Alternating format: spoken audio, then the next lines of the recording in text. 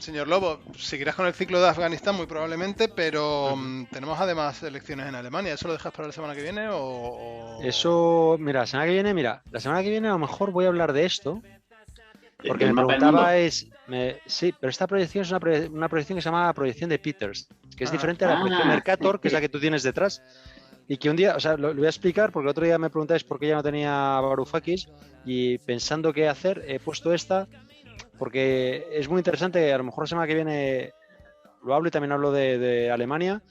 Eh, Porque explica un poco la sección, o sea, porque la proyección Mercator que tienes tú, abuelo, detrás, es una proyección muy no puedo mover eurocéntrica. la pantalla ya. Ya lo Eso, siento, eso, Fernando.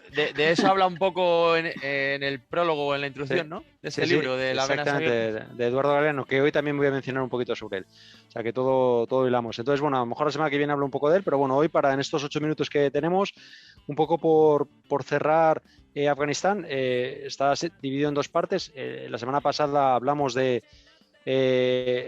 la historia desde principios del siglo XX hasta un poco la actualidad, centrándonos en la revolución de Saúl, en la revolución de abril, en la que el Partido Democrático de Afganistán, un partido marxista, impuso una serie de cambios que llevaron a la intervención de la Unión Soviética, que ya vimos que no había sido una invasión, sino una petición del Consejo Revolucionario, y también la intervención con la financiación de los Mujahideen por parte de Estados Unidos y recibiendo el reconocimiento internacional de figuras de la época como Thatcher, Carter, Reagan, y nos quedamos un poquito en esa situación. Hoy voy a hablar un poco de qué ocurrió después del año 92 hasta lo que ha pasado en la actualidad de forma superficial. Y básicamente en el año 92 la Revolución de Saúl había ganado el 78, 14 años después, tras 14 años de guerra civil en la que los Estados Unidos financiaron a estos que ellos llamaban luchadores de la libertad, los Freedom Fighters, pues en ese momento los yihadistas llegan al poder en el 92 y en el 96 hay una escisión de los mujahideen, que son los talibanes, que es una corriente más fundamentalista y que empieza a establecer una serie de cambios que revierten los logros sociales que había conseguido el Partido Marxista durante la época de gobierno comunista. Al final de esos años de 14 años de gobierno marxista se consiguió la alfabetización de casi completa de Afganistán, se incrementaron el número de escuelas, sobre todo primarias, de forma considerable, se consiguió una industrialización bastante incipiente y sobre todo un incremento del Producto Interior Bruto muy significativo.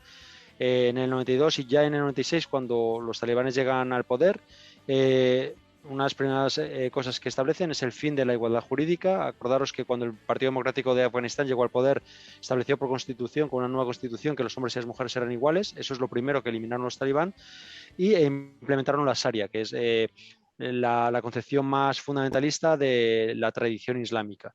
Eh, Eso hizo que en pocos años Afganistán volviera a convertirse en unos países más pobres y corruptos.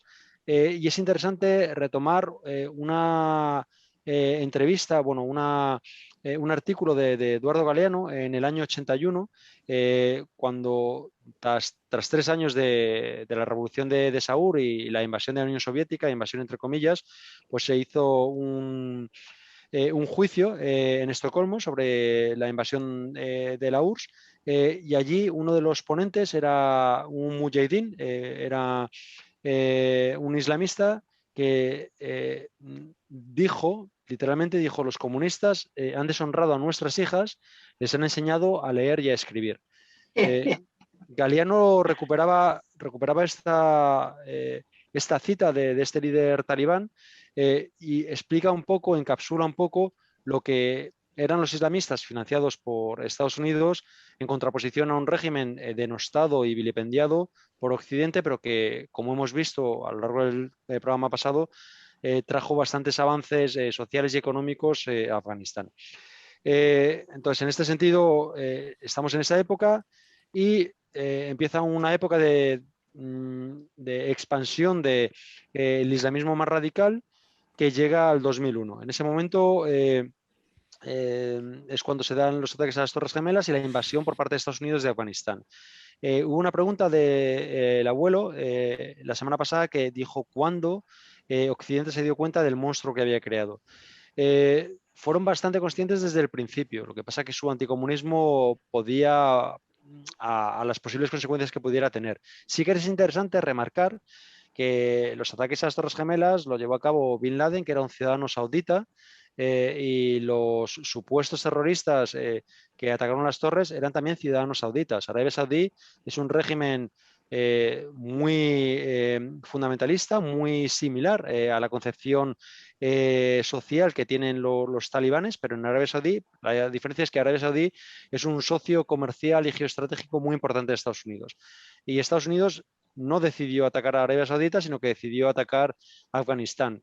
¿Cuáles son las razones? Es posible que tenían que buscar un chivo expiatorio para superar ese shock que había tenido la sociedad estadounidense, pero es importante remarcar que los talibanes no tuvieron una participación directa en esos atentados de las Torres Gemelas. Después eso ha llevado, como sabemos, a 20 años de... La justificación de Estados Unidos era que Afganistán era estaba refugio. acogiendo a Bin Laden. Sí, sí, ¿Eso está confirmado que estaba allí? Porque recuerdo que a nivel internacional sí se aceptó como a Bin razón. Laden, a Bin Laden le encontraron en Pakistán. Sí. Entonces, ni siquiera es...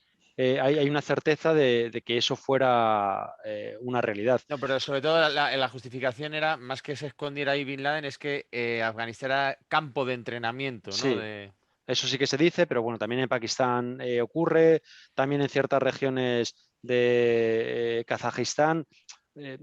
Suena más a chivo expiatorio y a situaciones o decisiones geoestratégicas. De cualquier forma, para en estos 2 últimos minutos dar unas pinceladas de un poco lo que comentó el otro día Iván, de por qué se ha criticado tanto la retirada de las tropas cuando se lleva 20 años criticando una invasión que no tuvo el respaldo de Naciones Unidas. Y aquí hay un elemento que es el elemento China. Hay una pregunta que es ¿quién ha ganado la guerra de Afganistán? Y hay geoestrategas que dicen que probablemente ha sido China. ¿Y cuál es la razón? Durante estos 20 años de invasión estadounidense, Estados Unidos ha gastado 2 billones de dólares. Esos son 300 millones de dólares al día, 2 billones de los nuestros, millones de millones, 2 millones de dólares, 300 de millones diarios se ha gastado Estados Unidos. Durante esos 20 años, China, lejos de hacer un dispendio en una guerra como la de Afganistán, ha invertido en industria, en tecnología, en infraestructuras, ha tejido alianzas geoestratégicas con África, con Asia, y de repente Estados Unidos se encuentra que han gastado enormemente en una invasión que no ha dado ningún fruto y además China ha comprado muchísima deuda externa de Estados Unidos. De hecho, es el mayor tenedor de deuda externa de Estados Unidos. Trump, que es un hombre de negocios, se da cuenta de la situación con la pujanza de China y toma una decisión que es fundamentalmente económica, más que geoestratégica. Dicen, hay que rearmarse y una de las primeras cosas que hay que hacer es reducir el gasto militar. Hay que recuperar una independencia económica que ahora mismo no tenemos y que estamos en una dependencia económica de China que es peligrosa. Entonces hay 2 elementos que hacen que Biden, cuando llega al poder, respete el acuerdo de paz al que llega Trump con los talibán, porque también hay un objetivo económico continuista.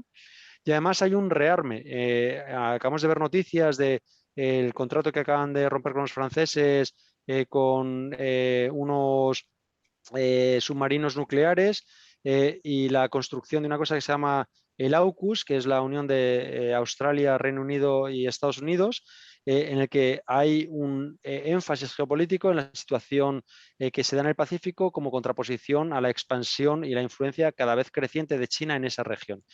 De nuevo, estamos viendo una clave que es geoestratégica en la lucha abierta contra China y una razón económica de reducción de gasto militar y también de relocalización de ese gasto militar en una zona que consideran geoestratégicamente más importante. Y estos son un poco las pinceladas que quería dar de lo que fue Afganistán desde principios del siglo XX hasta lo que ha ocurrido, con un pequeño análisis económico detrás de esta retirada de las tropas de Afganistán por parte de Estados Unidos. Ahora, la siguiente pregunta sería, ¿por qué en los grandes medios no explican tan bien las cosas como las has explicado tú? Ya no que tú seas muy buen orador, sino que hay muchos detalles que tú estás dando que no se hace hincapié en los grandes medios. O sea, como por ejemplo la decisión de que esto no es una cosa de que ahora Biden haya decidido esto, sino que es una continuidad de una decisión de Trump. Sobre todo esto no se habla mucho. Es sorprendente. La verdad que a mí a veces me sorprende porque yo entiendo quizás en los medios estadounidenses hay un trasfondo más patriótico y quizás la narrativa es diferente, pero en los medios europeos me sorprende la falta de claridad geoestratégica y económica en una situación que es bastante evidente. Hay más elementos. Hay también un gasoducto que está por el norte, bueno, que está por Kazajistán, que hace frontera con Afganistán en el norte, que también tiene una razón geoestratégica de dejar de intervenir en ese país. Hay muchas razones económicas de situación en contraposición con China, pero también de situaciones de recursos energéticos, pero hay un trasfondo económico muy fuerte del que apenas se habla. Estoy de acuerdo que a mí también me parece sorprendente, sobre todo en la prensa europea. Yo creo que la gente tiene que empezar a escuchar más Muévete a tu bola. Puede ser que en esa guerra comercial España y las empresas que apoyan los medios españoles estén más de Estados Unidos que de China. Puede ser, pero a mí me extraña, me extraña la cerrazón a veces y la falta de un análisis. O sea, que yo tampoco soy nada, o sea, que hay gente que comparte esta opinión, pero que los medios generalistas no se hacen eco de razones que son muy evidentes. Pero no de todas formas, yo creo que no hace falta hacer, digamos, buscar teorías tan complejas. O sea, no hablan de manera tan clara sencillamente porque el señor Lobo está con nosotros. Tenemos el pisaje nosotros, claro. O sea, nuestros cheques nos cuesta, nuestros cheques llenos de cero nos cuesta. Aquí tengo precisamente una copia del cheque que firmamos. Espera, no, mete más. Del cheque que firmamos. Si la cuestión es la coma, si es lo de siempre, ¿dónde pones la coma? Hemos tenido discusiones amplias sobre esto. Pon la coma donde quieras. Y sobre todo, ¿dónde va el 1? Lo importante que es la coma, ¿eh? Eso lo leí el otro día en un tuit, pero no cuentes ese chiste.